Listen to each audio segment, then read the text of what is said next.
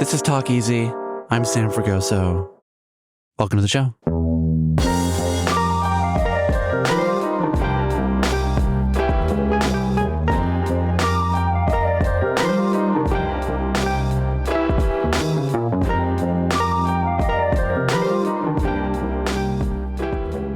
Samin. Sam. Hi. My buddy. We never met before. No, but we have similar names. Sam is my coffee name. Is it really? Yeah. Because you don't trust that they'll spell Samin right? That, and also now I just want to attract as little attention to myself As little possible. attention as possible. I want to start with a basic question, but I feel like the only one I can start with, having read your book and gone through everything. How are you doing? Oh, that's really nice. Thanks. I'm okay. It is an interesting thing to have to talk about yourself and what you've done and why.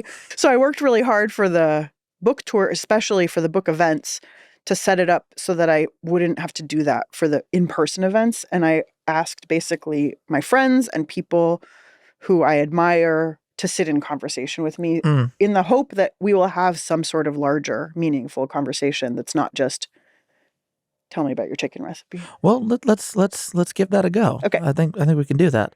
You started working in restaurants back in 1998 at Chez Panisse in Berkeley, California. But even as a sophomore in college, bussing tables, you had already developed a pretty complicated relationship to recipes. You were skeptical of them from moment one. And throughout the years, in every interview, and I do mean in every interview, you would say some variation of the sentence, I am never, ever going to write a cookbook with recipes. I know. And here I've made a fool of myself.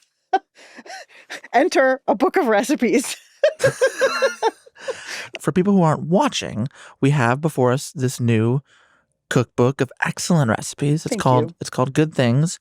So to begin, what changed? Part of what has been going on for me since the first book, Salt, Fat, Acid, Heat, came out, is that went on to be such a huge success in every measurable way, beyond what I could have ever imagined. And I'm an ambitious person who hoped and manifested for success. And this was still more than I could have ever dreamt of. You're someone who, as a teenager, had a manifestation journal. Oh, I still have it. Yeah. Yeah. Yeah.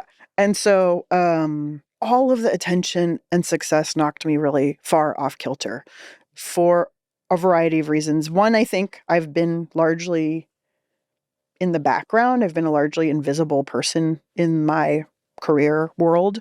And so all of a sudden I was very visible and very, for the most part, beloved. And it was like people were just wanting from me. And my nature is I want to give. So I gave everything and more than everything I had. And that left me with very little energy or anything for myself. And then also we live in a world of capitalism, of more of, oh, you have a success so quickly, let's sell the next one. And so I sold a book idea for another Salt, Fat, Acid, Heat style of book that was going to be a philosophical sort of distillation of what it is that cooks in a professional setting take into consideration to decide what to cook and how to translate that for home. But then once I sat down to do it, I realized it would take another 18 years. And I just kind of melted under that thought that it felt so, I was like, this is not what I want to do. And also the success was really lonely. I thought, looking back on some level, I think I believed that achieving all these things would make me feel less lonely and settled and happy in my life. And it wasn't. And I was grappling with that. There was the pandemic. I was actually lonely.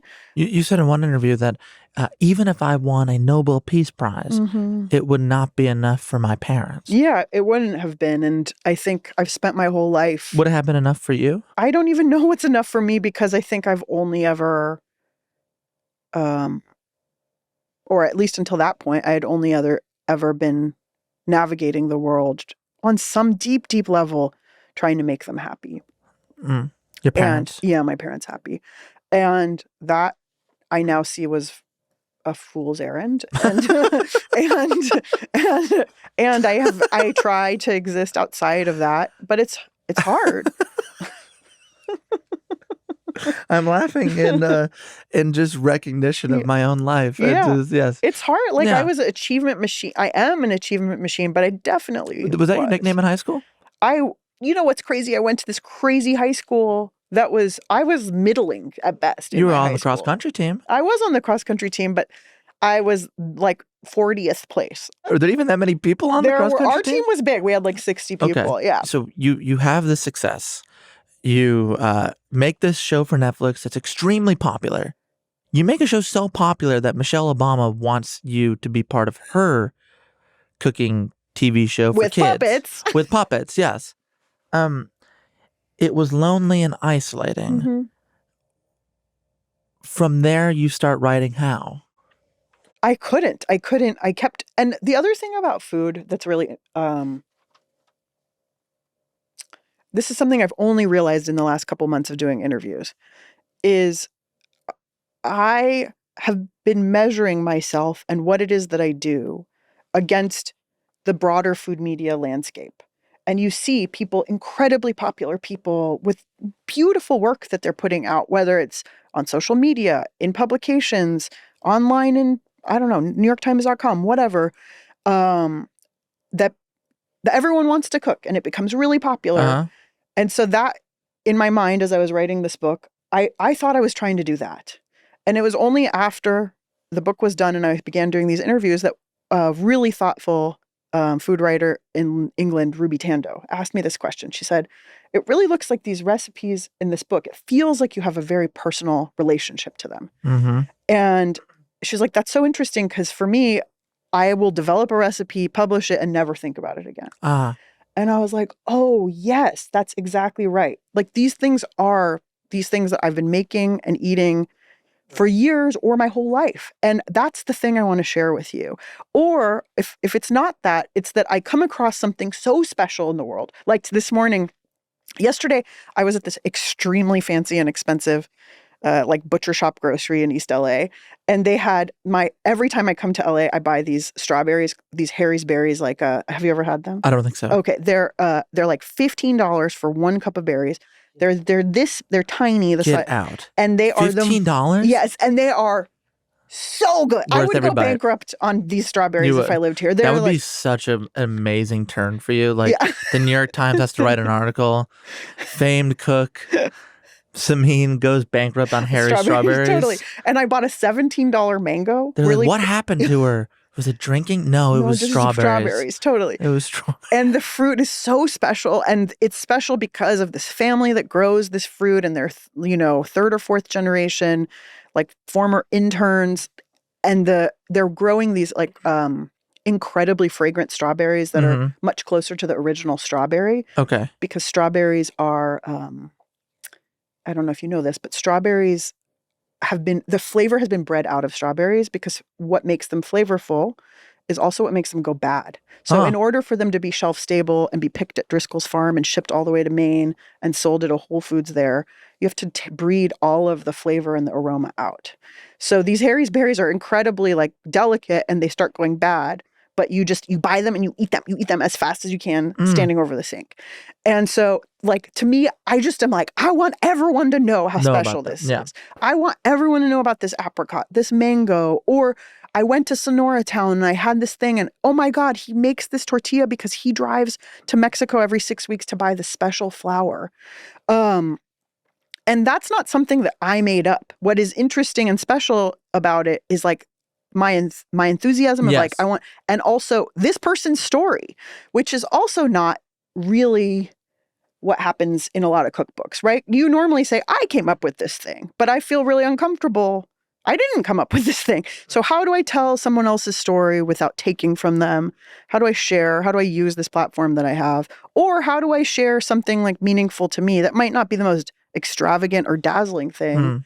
So that is also part of my discomfort with recipes is it takes extra work to make it into a valuable story that has meaning for me. So it's a book of enthusiasms. It is a book of enthusiasms. Yeah. And you're trying to replicate what one would find in Samin's house. Yeah, totally. Onto the page here. As much as possible, which is like a flawed premise to begin with, because the thing's never gonna be, it's always just gonna be a two-dimensional representation of something that varies day to day in my life. Your first book, Salt, Fat, Acid, Heat, you said was more a philosophy about cooking than a cookbook.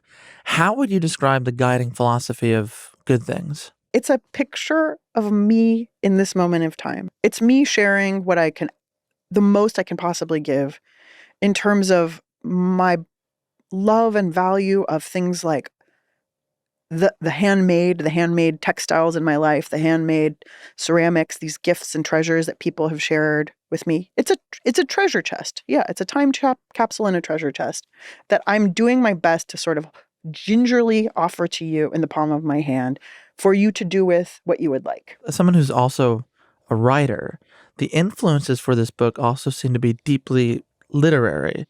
Tell me about Abraham Joshua Heschel's 1951 book, The Sabbath, and how it helped inform this book here. Abraham Joshua Heschel was like a mid-century rabbi philosopher. He was a contemporary of Martin Luther King. I think they were friends. And he wrote a few books, including this little pocket-sized book called The Sabbath that a friend gave to me. I think because so many people I know at this point in time are deeply searching for a sense of meaning and sort of trying to answer for themselves this question, what is a good life? Abraham Joshua Heschel writes about Judaism being a religion not of things, but basically of time. And a huge practice in that is the carving out of this Sabbath. I think he calls it a cathedral in time.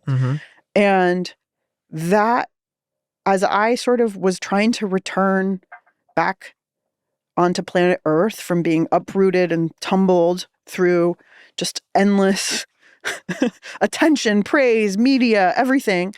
Followed by a pandemic. My own depression. Your father passed away. My father passing away.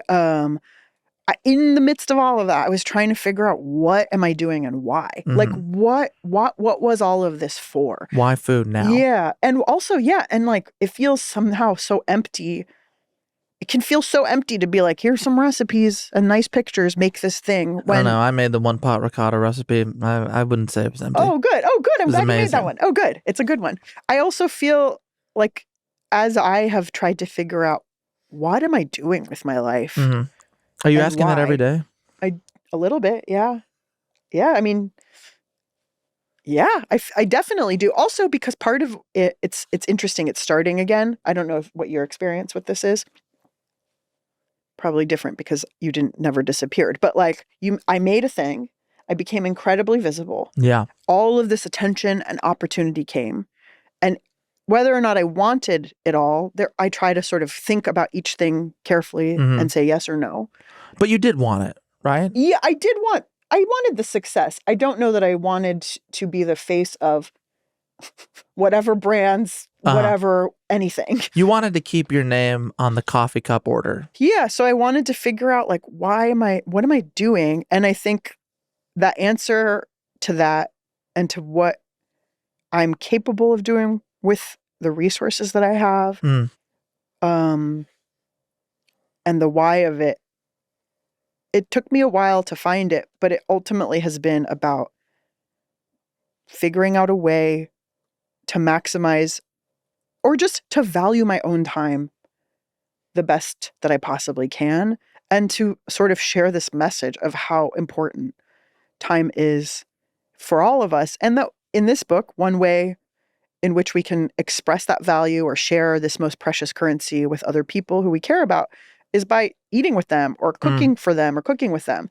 But that doesn't have to be the only way. I know some people don't care about cooking. And I think it's just about sort of the act of sharing this thing that I will never be able to get more of. Honestly, valuing myself enough and the people around me enough to understand that there's a gift enough in that. In that book, The Sabbath, one must be overawed by the marvel of time to be ready to perceive the presence of eternity in a single moment. One must live and act as if the fate of all of time would depend on a single moment. Mm-hmm. Cue the Harry Strawberries It's moment. truly like, and honestly, I mean, not to get too precious about it, but I do actually think fruit for me, I really have a love affair with fruit, and I think fruit is kind of Of all this. the things you can have a love affair with, not the worst. It's not the worst, and I think fruit is such a like perfect like metonym for time. I mean, fruit, you have, and flowers, the two things I love so much. I love growing them, I love consuming them, I love sharing them, and they both are so much about that moment. Mm, Yeah, you wait too long to eat your apricots. They they are go. overripe and moldy. You know, a flower arrangement, a beautiful flower arrangement is at its best the moment it's created, and then it's dying. Like there's just something so beautiful in sort of, it forces you to be so present, to taste those berries as you're jamming them down your mouth over the sink. Nothing screams presence like true. jamming strawberries down your mouth over the sink or making your cabbage slaw Yeah. recipe. I feel like you've like kind of tap danced around and alluded to these things that have been going on in your life, and I wanted to talk about them Yeah. square on. Like in the midst of writing this book in the pandemic, which was hard enough, Mm-hmm. but you had, as you mentioned, several people in your life pass away. And you said recently to the New York Times that in the aftermath of your father's death, you've been re-examining your childhood and discovering that it was not exactly as it appeared to you Mm-hmm. as a child. So for context, your parents immigrated from Iran to America in 1976. You know, I don't actually know the exact Okay. date. I usually say 76 if someone wants to know one, but In the mid-70s. yeah, For religious reasons, right? it's a little tricky. So my dad's family was Baha'i. Yes. Baha'is were persecuted, or I will say they were persecuted basically, I think, since the founding of the religion in the 1800s. But the pressure and the persecution increased as the religious revolution approached. And Mhm. so many Baha'is fled the country before the 1979 revolution, including the entirety of my dad's side of the family. My mom's side of the family is Muslim. And so that caused some strife from the beginning between the two sides of the family and ultimately between my two parents. Okay. And I would say my brothers and I are no religion, like practice zero religion. And we were not really brought up in a religious tradition. We were just brought up sort of witnessing the tension between these two religions. But it was ultimately, yeah, my father and grandparents were, they were religious, they sought religious asylum. They came here under religious asylum, and then my mom followed. So when you're growing up in San Diego, in this town, growing up in this neighborhood called University City, what was the story that you used to tell yourself and others about your childhood? And how are you understanding it differently now in the aftermath of your father's death? I think my whole childhood, I was trying to fit in a very white world. And so I think the story I told myself was, if I'm just sort of good enough and try hard enough and I'm nice enough, maybe no one will notice that I'm not white. and that sort of was my aim in my broader life. And then at home, there was a similar version of, if I try hard enough and I'm good enough and I'm nice enough, like maybe I'll fit in here, because I never fit in. I kind of just didn't fit in anywhere. Your mom would say, at school, you're in America.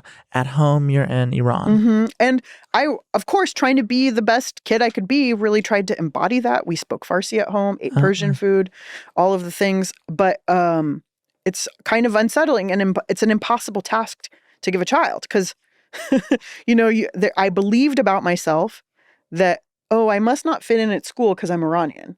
And, oh, I must not like fully fit in here because I'm, American. But maybe if I go to Iran, like this mythical place where all of my ancestors are from, and like that'll be where I fit in. You went at what, 14 years old? And I did not fit in. I did not. I very much was not like them. And that was really unsettling too. So I think sort of as a kid, you're just doing your best. And I think I was just trying to win at a game of chess that I was never going to win. And now I realize, like, oh, I was given an impossible task. And on top of that, there were all these layers of trauma and grief that we never looked at or talked about or addressed. I had a sister who was born.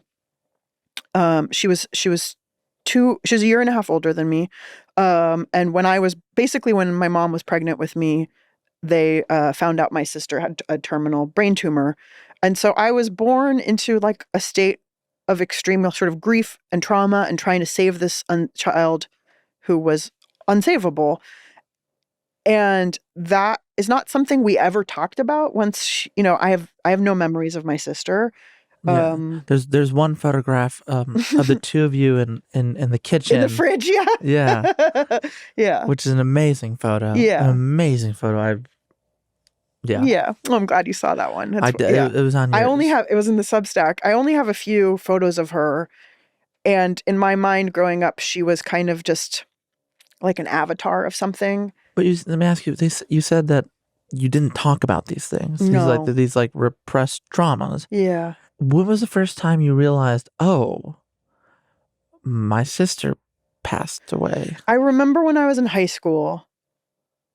If it wasn't talked about. It wasn't talked about. However, we did, there were pictures of her. I knew she wasn't there anymore. Yeah. We did on her birthday and Persian New Year go visit her grave. Okay. So I knew there had been a sister. It was just the effect of having had a sister and her being gone was never explored in any way. And if anything, it was very much like not my loss to grieve because I was just like kind of a, barely conscious lump of flesh at 1.5. It wasn't, I think it was my parents' loss to grieve. And that was sort of what it was considered. And because it made my mom so sad, we never talked about it.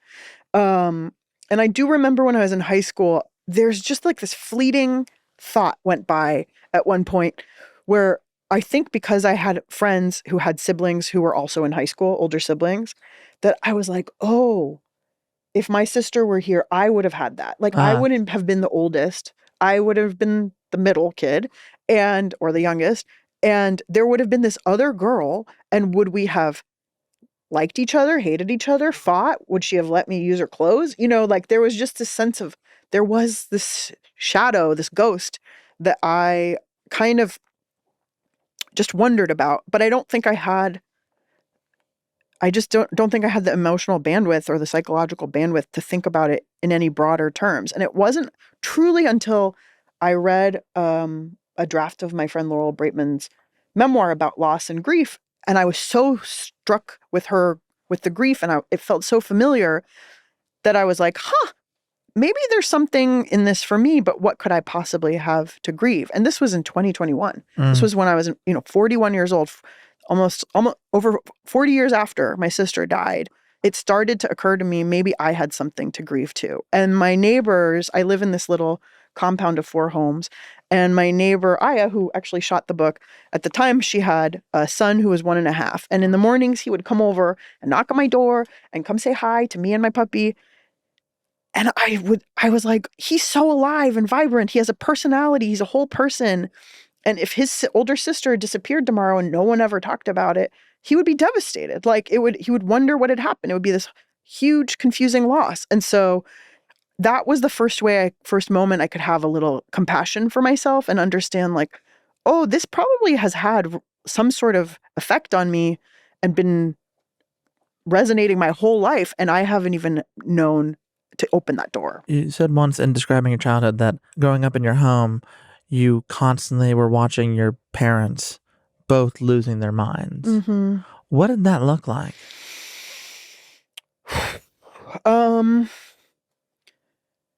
It was like a pressure cooker, it's not that, I won't speak for our whole culture, but my family, for sure, we have tempers and we yell and stuff. So there was some of that, but it was more that there was just a sense of pressure at all times. Mm-hmm. And for me, my escape, my safe place was to go to my room and read. That was where, and only now have I sort of understood, it's because I could close a door and go into my own world, because I never knew in what way I would let somebody down or, be found to be lacking and that to me as a kid, like the kid who only wanted to please, was that was like the most painful thing. Did you So often feel like you were lacking? all the time, yeah. And what like, give me an example. Like, what would that Not look like? beautiful, and like even Your mother would say that? she didn't tell me I wasn't beautiful, but like one of the funniest things I think is like my whole life, my mom would tell me, "Don't worry." This is to me as like a 9-year-old, right? "Don't worry. I'm saving up so that when you're 18, I can get you a nose job and a chin job and fix that." You know, sorry, I did it right when you took a huge swallow. So I was like, I was unclear because I didn't know I was supposed to worry, right? Yeah.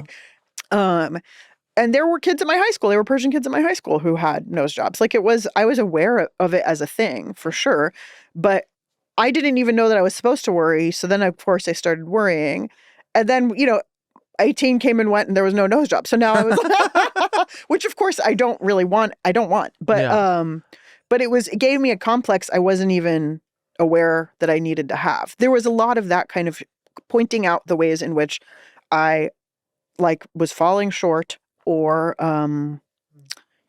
which I do believe comes from like my own, they were trying to protect, they were trying to make me the best. It was not, but I think it was also just from a lot of, it's not a big part of Persian culture to like psychologically self evaluate. Self-awareness, I would not call it like one of our big skills. And there's a distrust of therapy. There's a distrust of talking outside of the family, telling anyone anything private. And that doesn't help when you have all of these major, major traumas and griefs that you really need to process. I mean, the trauma of leaving your country is so gnarly. And I think sometimes about all of the forms of racism that my parents were facing in my childhood. Did you see it? There were times I for sure saw it. I mean, San Diego's, it's a pretty white conservative, like military town. And there were things like, do you have a memory that comes to mind? The one that is like really fresh in my mind, my brother and I were just talking about it, is probably when I was like in 6th or 7th grade. My dad ran like what would you call it? Like an immigration services business. It was like a notary public. He would take passport photos. He would help you do your immigration forms. And in San Diego, there are a lot of people from Mexico, but also because my dad had worked in like education, he could help foreign students and all sorts of refugees and stuff. And I think just to get my grandpa out of the house, he would take him to work with him. And they worked in a very like unglamorous strip mall next to the where the like immigration, what INS it was called at the time, which was like the office downtown. And one day, like some white guy came in and started beating my dad and my grandpa with a cane and, calling them racist names. And ultimately, and then my dad took him to court. And I think for whatever reason, he lost. Like there was just this thing where they came and did physical violence in his business and he lost. And I think that was really humiliating for him. And at the time, I didn't understand the whole story, but now I'm just like, oh, that was blatant, like crazy anti-Middle Eastern racism. When I was in 2nd grade, a kid called me a terrorist, and I didn't know what that meant. This was like Oliver North time, like Iran-Contra affair. So it was just now looking back, I understand that my whole life, Iran has just only sort of meant one thing in the larger like Western public narrative. And that's really, it's a sadness for me because there's so much more. The reason I find it important to talk about this stuff is because it's so subtle, and it's and I spend a lot of time being like, why am I complaining about this stuff? Like no one was beating me up. I always had food to eat, more or less. Like it was not. So that's my last question I had, because as I said, as you know, since you've listened to the show, I do some would say too much research. And part of the research before talking to you today was reading about the Baha'i faith.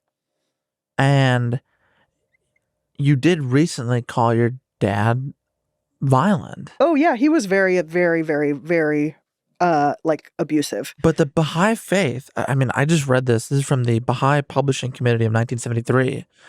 Here's what it says in the bylaws. The Baha'is are forbidden to resort to force, even in self-defense. Yeah. They are bidden to be obedient to the laws of their country and not to resist with violence any aggression. Yeah. Which, to me, I don't know if I could exhibit such self-restraint. Yeah. But I mean, guess that's also a religious ideal. Like who like, right, exactly. Yeah. But I want to understand, since they came here and they fled this place for religious reasons. In your house, you said there was two warring religions between Muslim faith and Baha'i. What did the principles look like? And did it match up with the behavior you experienced? You know, both of my parents, I would say, practiced their religion apart from us. Oh. So I was not, my mom, and also my mom has gotten more religious, I think, as she gets older. So there was, both of them, we were not like, we never went to any religious gatherings. We, and so much of because my mom had been harmed really intensely and demeaned by my father's family, she has held a lifelong grudge against not only the family, but their faith.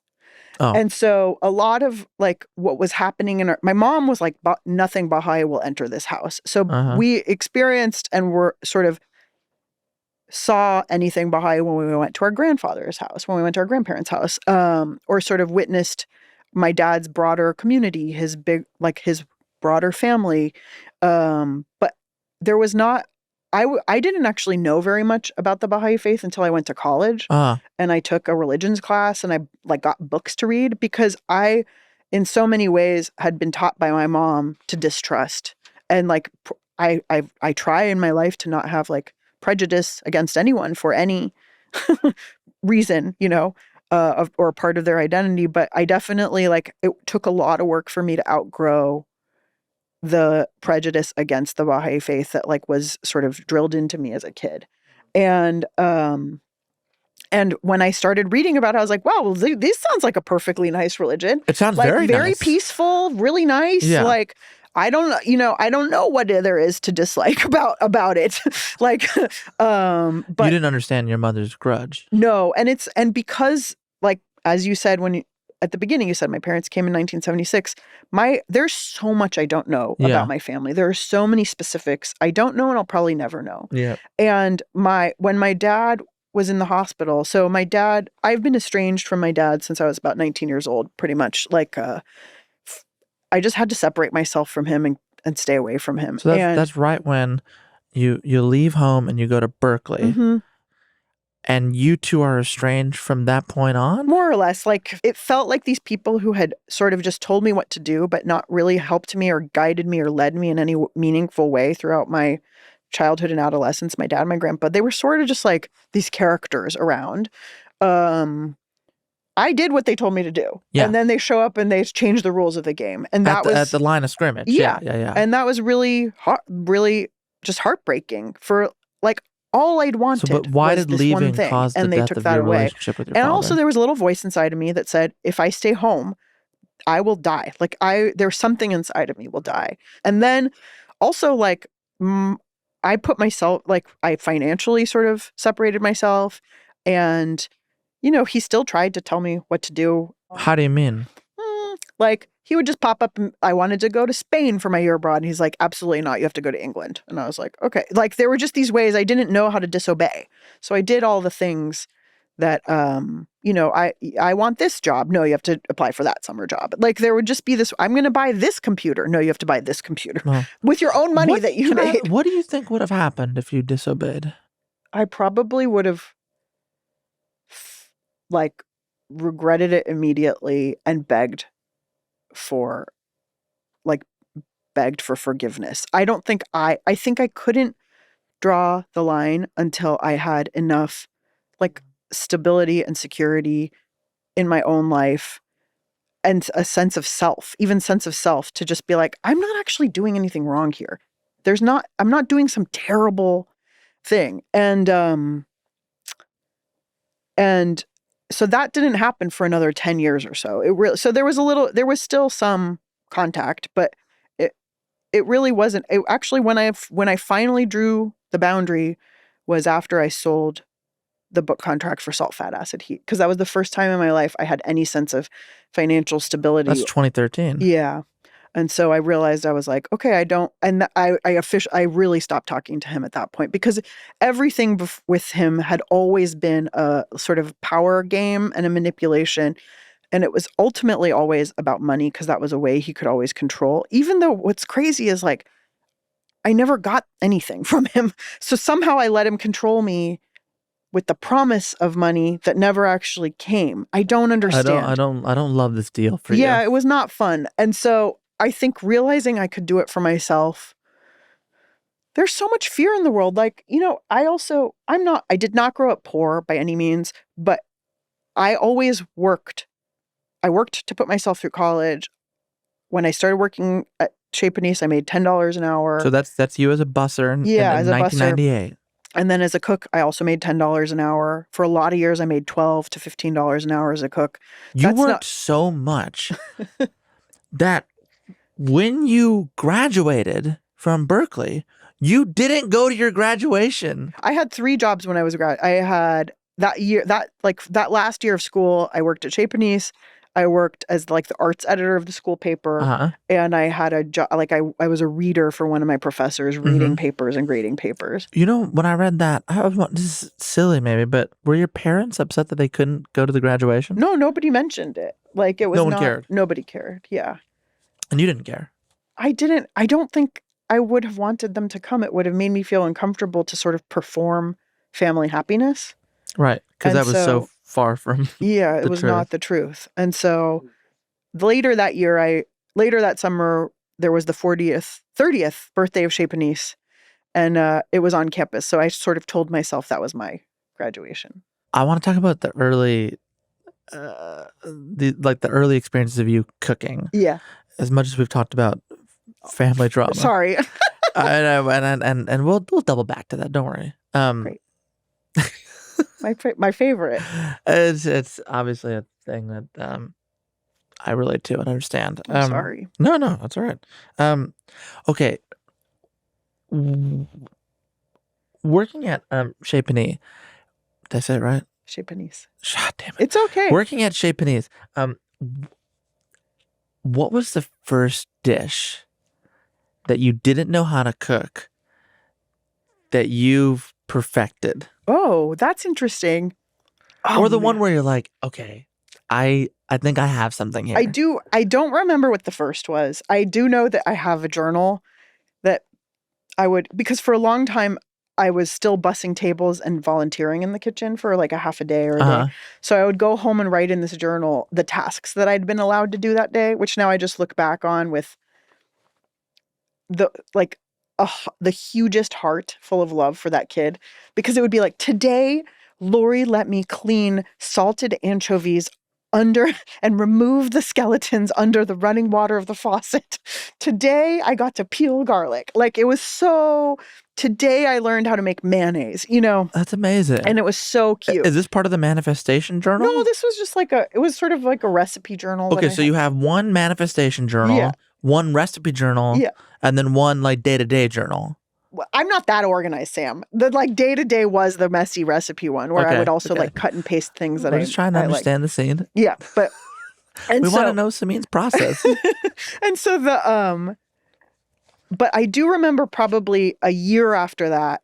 It was a long time after that they would have let me make something start to finish, and I wasn't just sort of helping people and trying to stay out of the way. And there was a day when I had been working. There's a job called pasta lettuce, and it's because you make the pasta and you wash the lettuce. Huh? That's your whole 8-hour shift, is making fresh pasta and washing all the lettuces for people to then make salads out of. And so I'd been doing that for a few months, and there was somebody called in sick in the fancy downstairs formal dining room. One of the cooks called in sick. So they came to me and they're like, and I was eating lunch upstairs. It was a Saturday. I was eating lunch with my roommate's family. And they came to the table and they're like, someone called in sick. Like, we're desperate. Can you go home and get your knives or whatever, change out of these clothes and come back and come work tonight? You've been waiting for this call. Yes, totally. And it was so exciting. And I was like, I'll be right back. And so I like ran home, I like left the meal. It was fully like cartoon, like, like smoke marks in the middle, whatever. And I like went home, got my stuff, came back. And I was You were running ready with to your show knives? up. Yeah, totally. And I'm like, put me in, coach. And so they put me in, and I made and the menus are written, in advance, and so you kind of have to stick to what was written. So you didn't change it to make it easier for me. So I had to make these ravioli that are very traditional, like pasta from Emilia-Romagna. That when I tell you what it is, it's going to sound kind of gross, but it tastes delicious. Okay. Which is they make like a braised beef. And this is like a peasant cuisine. So they might make like braised chuck or some sort of tough cut. And that becomes the main dish. And then the broth from the braised beef gets combined with a little bit of breadcrumbs and Parmesan cheese. And this breadcrumb cheese filling soaked with broth becomes the ravioli filling. So you get two dishes out of one pot of meat. Nothing sounds disgusting so far. It's just that, yeah. And so it's just that they're not stuffed with some perfect fresh filling. It's kind of like it's stretching things. And so I think someone else must have cooked the meat, but I like shredded it and I did all the things and made the filling with the thing. And I like showed up and I folded 250 raviolis. No, it was probably like 500 actually, because there's 100 people downstairs. Everyone gets 500 raviolis. And there was just this feeling of everybody being like, go, Samin, go. Because they knew, like all the cooks knew how badly I wanted it for so long. And it always was so out of reach. And this was this amazing night where I got to be the one who helped, They knew that you were the young woman going home, writing in the journal, they let me wash lettuce today. Totally. So pathetic. I don't think so. It's just so I've just always been that, like, I want to do that, like. It's called giving a shit. Yeah. Yeah. Maybe I have always cared a little too much, but I don't know how to not, Yeah, I couldn't possibly relate to that. Yeah, totally. So you were trying too hard in the restaurant, and then did you continue trying too hard as a sous chef? Yeah, I always tried too hard. There I was like, the restaurant where I worked when I came home from Italy, Eccolo, was run by the chef who had been my mentor at Chez Panisse. And this was an Italian restaurant. And it was in Berkeley. In Berkeley also. And it was a short-lived. It was from 2004 to 2009. It sort of died after the economic crash. And we were always sort of in financial precarity. It takes often 5 years for a restaurant to break even. And we were just hitting that when the crash happened in 2008. And so there was always this pressure from the owner, from the restaurant investor who lived in New York and had many successful restaurants there. And he's like, I know how to run a restaurant. Like, I don't know what you fools in California are doing. And so I was constantly trying to like be more economical while still adhering to all of our philosophies and values that we had brought from Chez Panisse, that we had learned about supporting the farms and cooking with the good ingredients and all this kind of stuff. What kind of eggs did you guys use? Oh, no, you know about the eggs. So we had found this tiny farm, this incredible farmer, Alexis, who raised chickens. And at the time, this was the early 2000s. It was the like eating locally and Michael Pollan and the locavore movement and locally produced meats was really sort of becoming part of the like broader food culture. And Alexis started a farm where she was raising chickens, and they were pastured, which meant that they spent the day out on open pasture. And so we were one of her first customers, and I loved those eggs. They were the most beautiful eggs. And we would buy them, and then they would check our invoices. The New York like accountants and they were like, "Why are you spending so much money on pasteurized eggs?" And I was like, "Not pasteurized, pastured.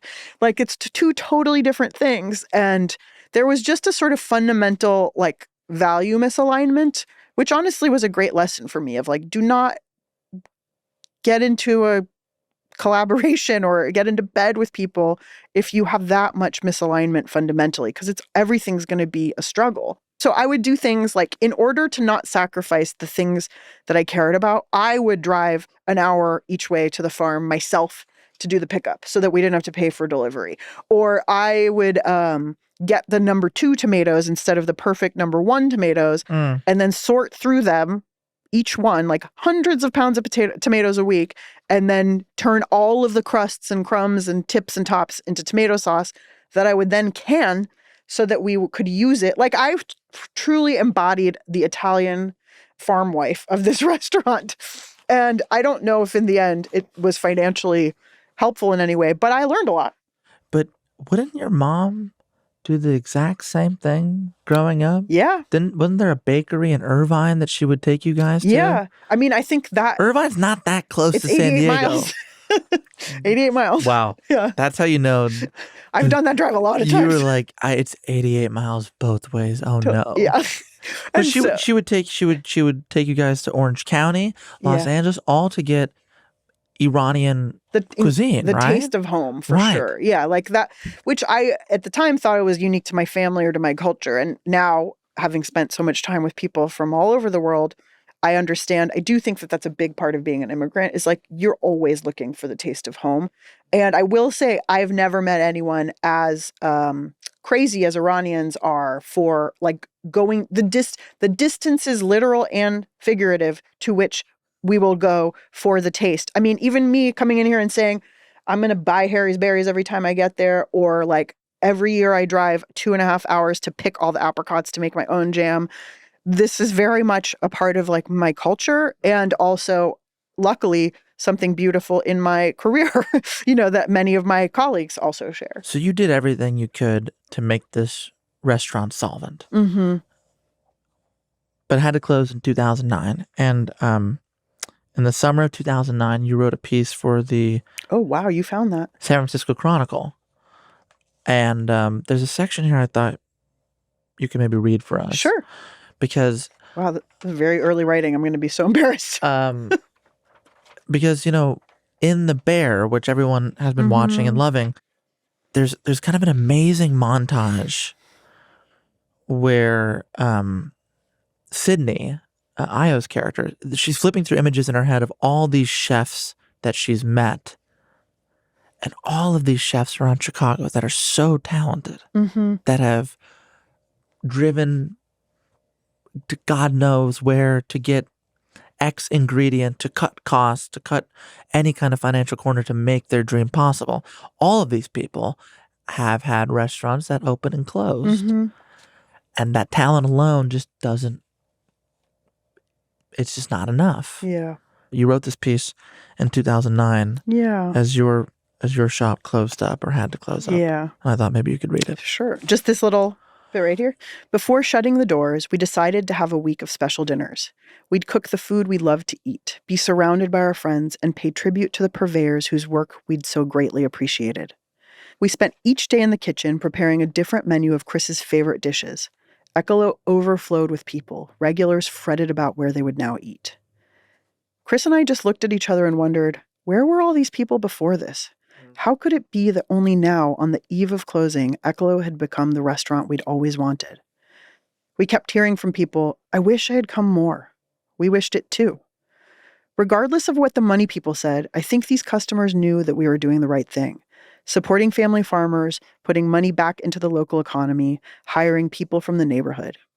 I just don't think most people realize how hard or expensive those choices are. Wow, it's really wild how this is still so true. 14 years later, 15 years later, 16 years later. I can't do math. 16 years 16 later. years later. Yeah. Like, I mean, like The Bear nails it. I think restaurant culture right now, this is what we were talking about with Dave yesterday. Like, it's just, I think certainly after the pandemic, it's really, really hard to have a restaurant, and people don't know. Yeah, but there's another part that really stuck out to me, which is you write, where were all these people before this? And I've been thinking about this a lot in our culture right now, because I think we need to realign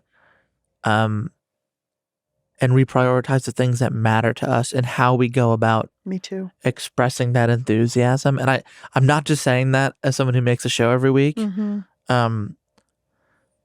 but I am saying that as someone who makes a show every week. Like, what's like, what I don't want to see anymore are restaurants closing and shows ending, and the onslaught of people posting about it online. Yeah.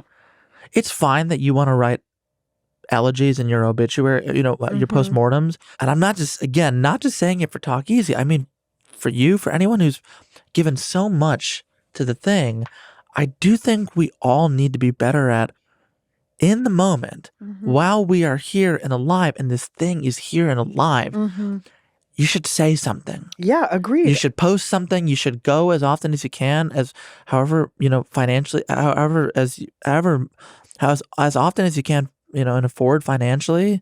If you like something, you should share it. Or if you like having that store in your neighborhood, and it costs a little more than going online and buying it, like maybe buying something. Yeah. Buying the book at the store, or buying whatever. Don't wait till it's gone. Yeah. To say that you give a shit. Yeah. And I think in restaurants, I've seen that a lot. Yeah. Where people are like, oh, God, I love that place. It's like, well, then you should have gone. Yeah. I mean, to me, this is directly tied to this other thing I've been thinking so much about, which is like the value of making. Yeah. And things that are made for us. And especially when you, like in this sort of, we're sitting under the shadow of an approaching AI world where like things it will be more and more precious and more expensive for us to acquire and consume and enjoy things that are made for us by humans without each passing day. Yeah. And one of the pleasures of life is eating in a restaurant, I think, and I don't even mean a fancy restaurant. I just mean one of the few remaining things available and accessible to most people is to go to a restaurant and eat something, even if it's a $2 taco from a taco truck. That is one of the few ways that we have right now to experience that somebody made you something from start to finish. Because I love a beautiful handmade textile, from Gregory Parkinson in India, but like I can have that once every 3 years, like it's very expensive. And I love the beautiful ceramics and I love those things. And I want to fill my life with things that are made by hands. But food is luckily still here for us, but we have to know it. There are many ways in which that can be taken away from us too. After the restaurant closes in 2009, you have a winding journey of cooking and working with Michael Pollan. You sell the book in 2013, as you mentioned earlier, and you then pitched the show on October 30th of 2016. Yeah, wild. You go to Netflix and you pitch it, I think probably in Los Angeles here. When you pitch Salt, Fat, Acid, Heat, what did the pitch sound like? Oh, it was so cool. It was really cool. And also you have to know, like, I don't know anything about Hollywood. I don't know anything about pitching.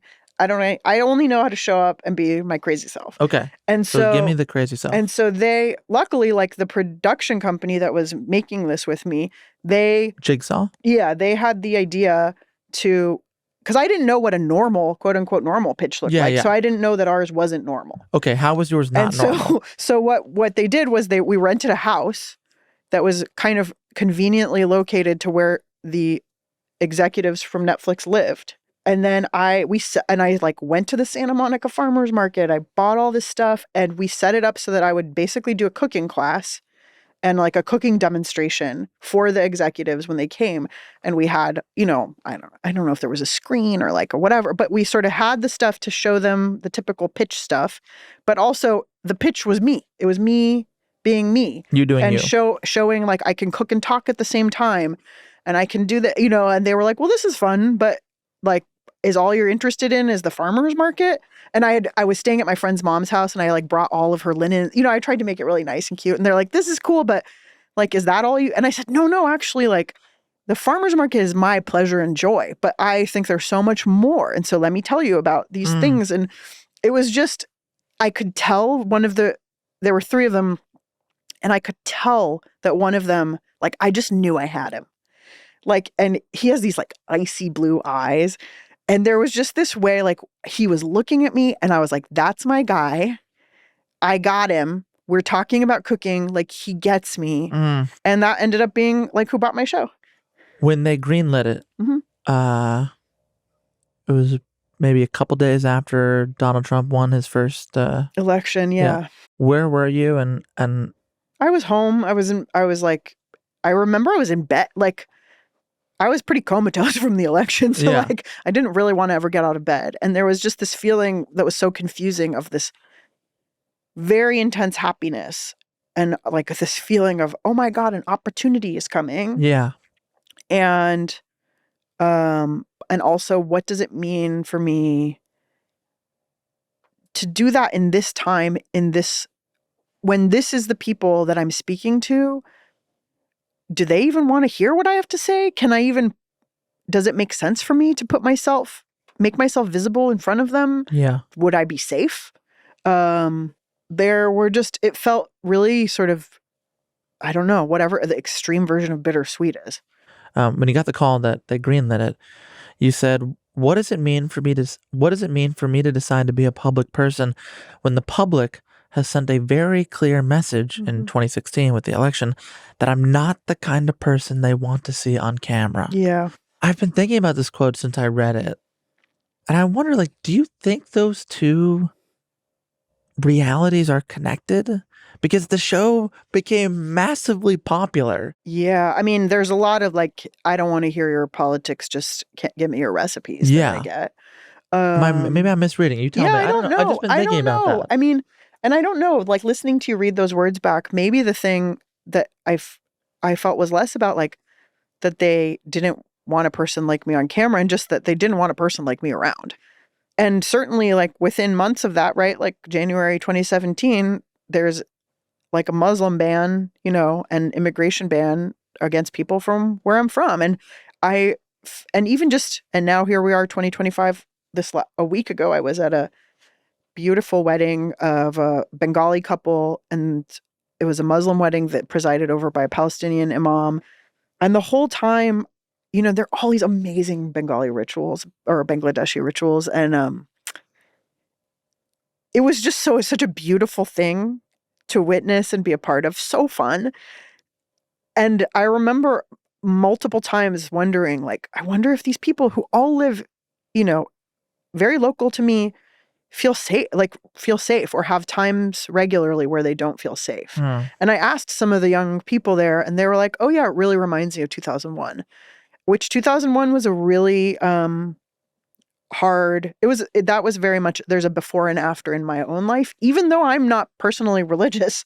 Like, it doesn't matter if you're religious or not, if you look a certain way or if your name sounds like something. So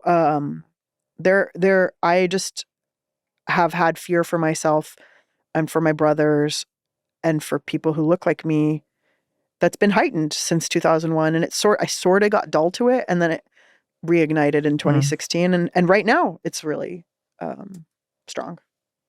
When you made the show in 2017, 2018, on the set, did your mother ever come to set? She did. She was in one of the episodes. Right, episode 4. And what did she make of you making a show for Netflix? I don't think she understood. She didn't understand what it was. She didn't understand. She didn't understand the scope of what we were making. And she definitely didn't understand that it was my show from my idea. Who did she think made the show? I think she sort of read the room. She saw the way that people were deferring to the director.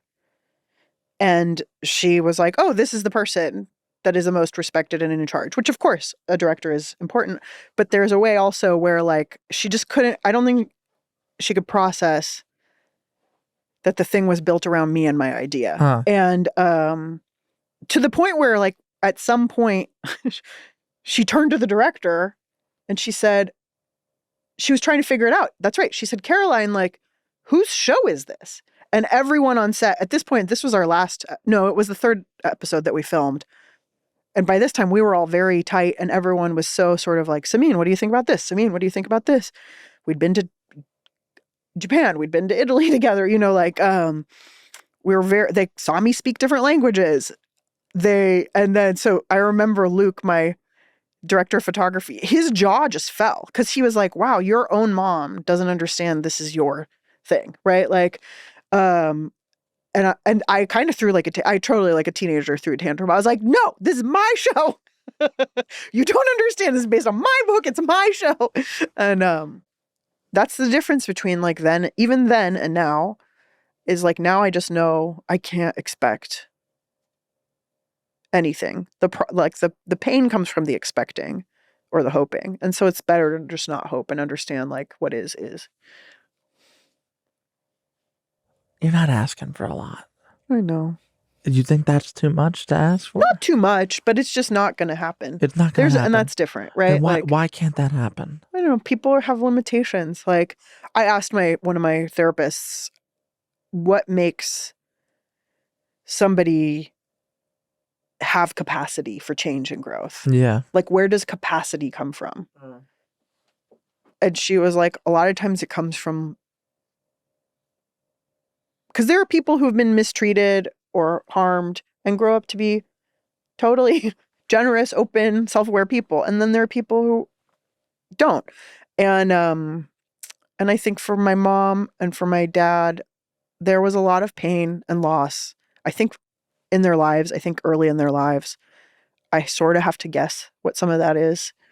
And I have to like I said, in my most skillful moments, extend a lot of compassion to them for that and just understand like, so the capacity comes from somebody seeing you clearly in your early childhood, I think. Like, and I don't think either of my parents had that.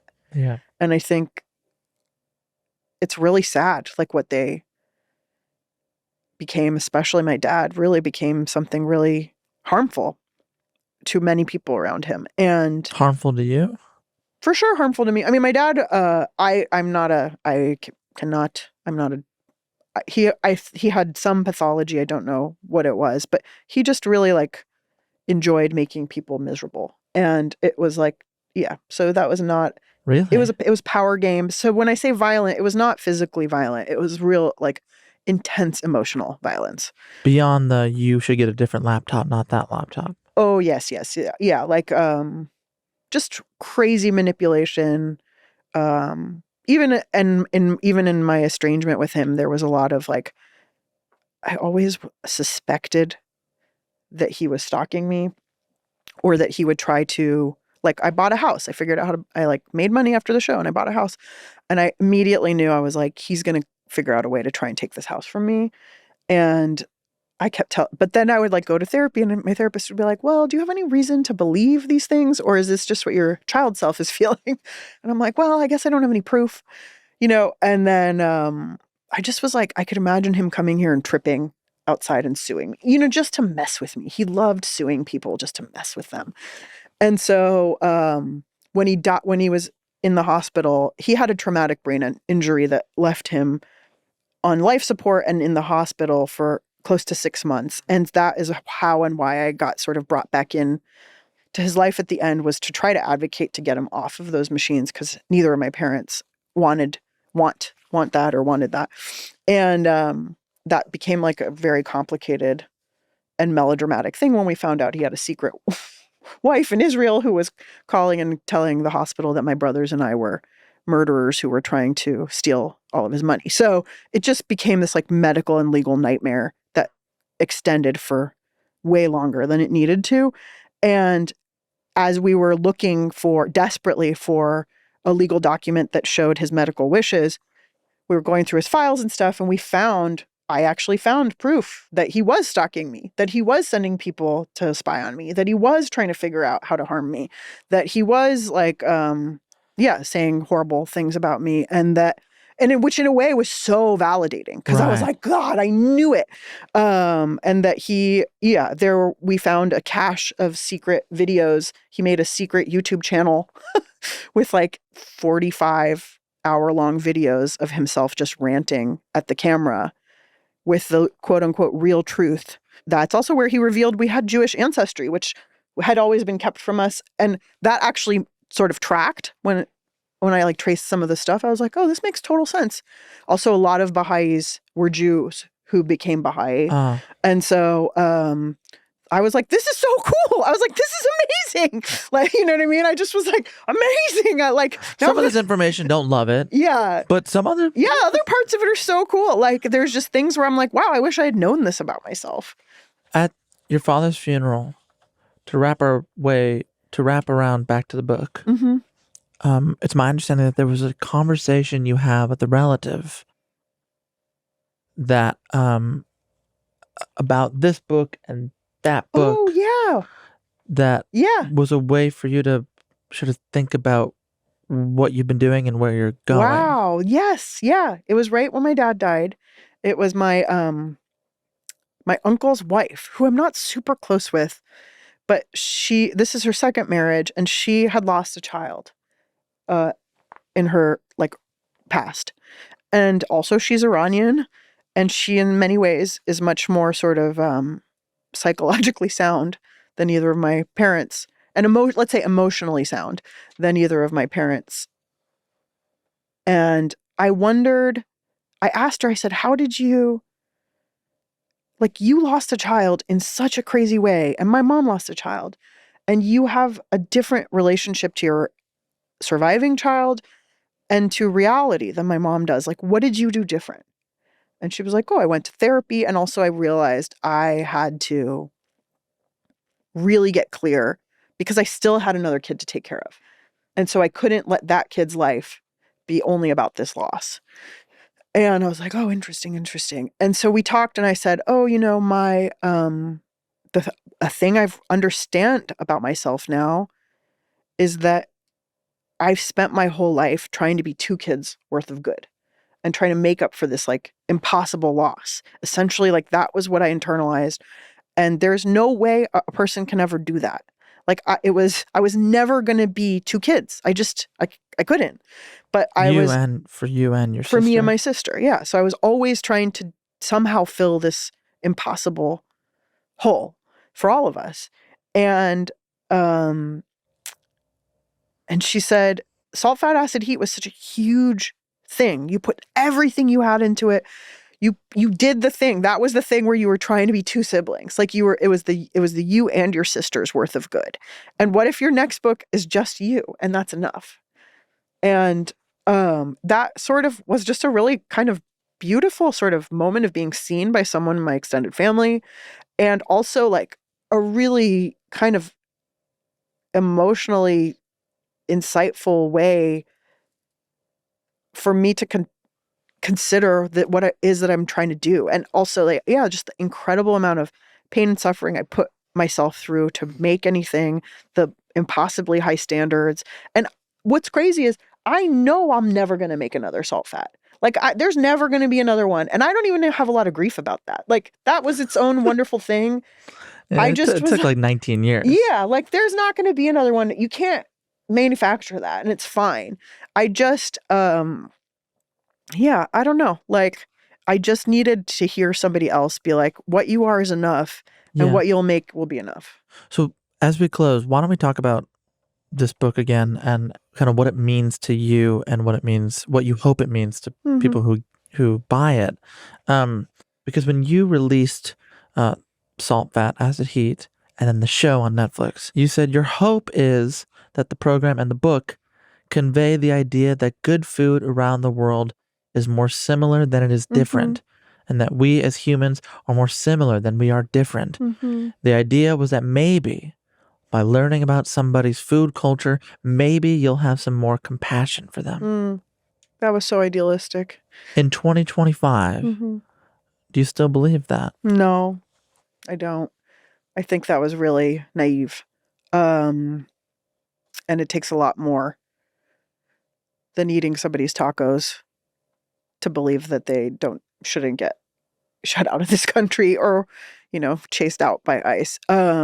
So I don't know that I believe that, but maybe it's something so much more simple that I do believe. And let's say I'll have the like audacity to hope is one small way that we can like take care of ourselves and of each other is to spend some time together in a world that like is just trying to take all of our attention and time away from us and trying to convince us that we need something more than what we have and what we are to be okay.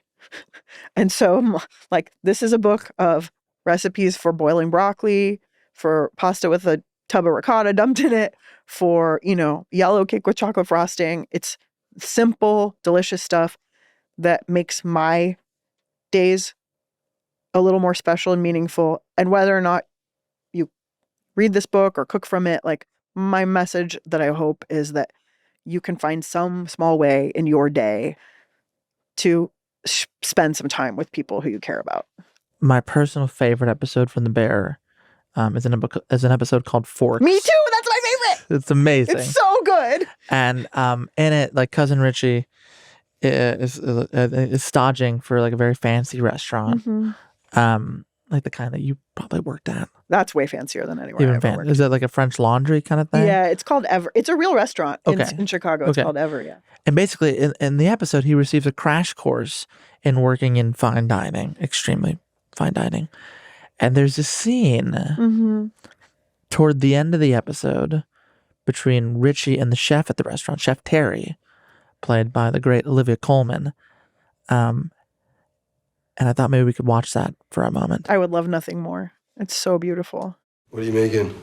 I'm just peeling mushrooms for the lamb de tournelle. Peeling mushrooms. Yeah, it's just a nice little fun detail, so when the diners see it, they know that someone spent a lot of time on their dish. Do you want to have a go? Right. Okay, so hold it like this. Knife 1300. Grab the end and just peel. Like that. Just go slowly. Yeah. 1300, huh? Yeah, Do you serve? Dad did. Yeah, same. Staff sergeant. Corporal. A lot of standards. Yeah. Turns out I like standards. Do you move around a lot? Yeah. You? I know Carmen. Yeah, I know.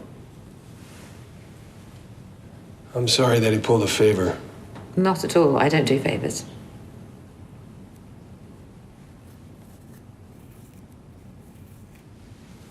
How's that? That's great. Can I do another one? Yes, please do.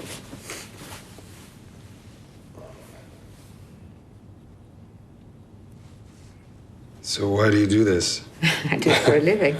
No, but like, don't you have stages that do this shit? Yeah, well, I like starting the day with this. Why? Respect. Feels attached. I think time spent doing this is time well spent. Time well spent? That's what it's all about? Yeah, I think so. When you watch that, where does it land with you? It just, that from the first time I saw that, I've watched that scene so many times. I went back and transcribed it because I thought I would quote it in the book. And the way she talks about time and the meaning of time is Time well spent. Time well spent. And it's so beautiful. Like, to me, that's all I want to sort of, at the end of every day in my life, be able to be like, did I have any time well spent today? But also, I think for her, it's probably having quiet, being able to connect with this original task that she at some point loved so much that she decided to devote her whole life to a career of doing that task. And with that comes business headaches and staffing headaches and the toilet leaking and all this kind of stuff. But still, every day, like, you have a little moment of something that means something to you and reconnects you to the physical sense of having a body in a world with other humans. And like, that's honestly why I stand over the sink stuffing my face with strawberries. Like, I'm just like trying to remember I have a body, like, and trying to remember, like, this is this day I get to have this smell and this taste. It's so special.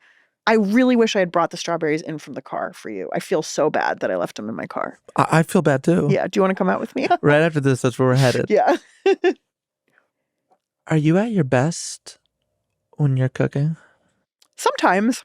often my best moments, often I am, not always. I think it's true for me. Yeah. I'll tell you, really started cooking maybe 3-4 years ago, and it's the thing I look forward to outside of playing basketball on Sunday and Tuesday nights.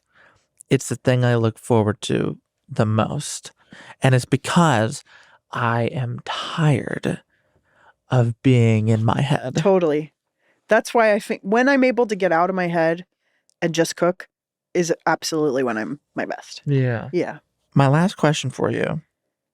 We started this episode talking about and have continued talking about time and how we evaluate it and how we want to live, how we want to spend our days. You said recently on your show, Home Cooking, which was recently on the Time 100 list, for as long as I can remember, I've always been saving up for something. Mm-hmm. How old are you? What, 45, 46? 45. What are we saving up for? I don't know. I'm trying to save up less now. Okay. But I definitely think my whole life I feel like I have had the sense that there's some bank account balance of goodness or achievement or something that I'm trying to reach before then I can be happy or comfortable or feel safe. And I do think like watching my dad die really clarified something for me about that, because I think he died in such a sad and pathetic and lonely way. And it really helped me. I was like, wow, when I die, that's not what I want. I want to be able to look back on my life and see that I filled it with so much goodness and friendship and nature and good food and puppy dogs and all the good things. And so so much of my dad's life was about sort of machinations and money for what? So I think it really kind of clarified something for me about there's no finish line, or if there is, it's when you die. Right. And so then like, what am I saving up for? Well, that's my question is, if you're done saving, how do you want to spend? I'm much better at saying yes to like trips and opportunities and invitations that I would have always just been like, I can't do that. I'm working. I can't do that. I shouldn't spend that money right now. I can't do that for whatever reason. I feel bad or I feel guilty. Now I do that. I get on the plane and I cross the country to go to my friend's child's bris.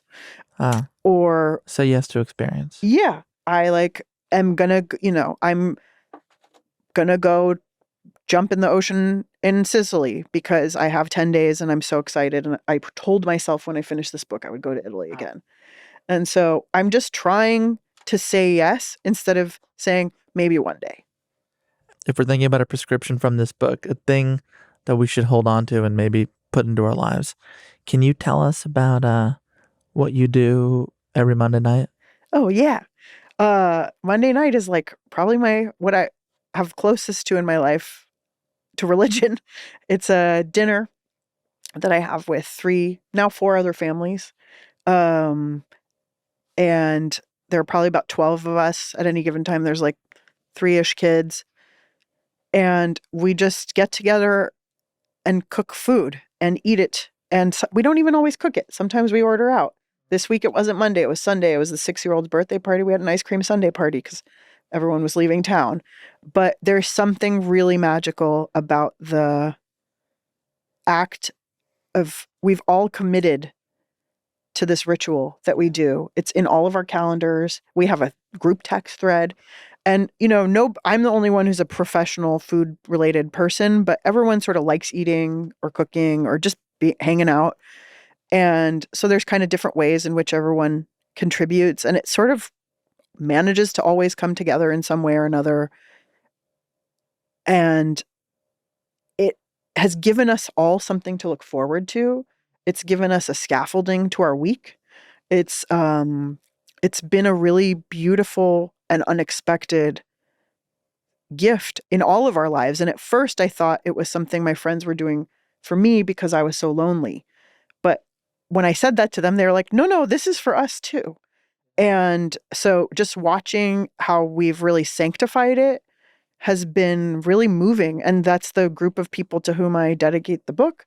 And it's and I have a lot of anxiety about my tour because it's going to take me away from a lot of Monday dinners, but it'll still be there when I get back. Yeah. Yeah. It's great to cook.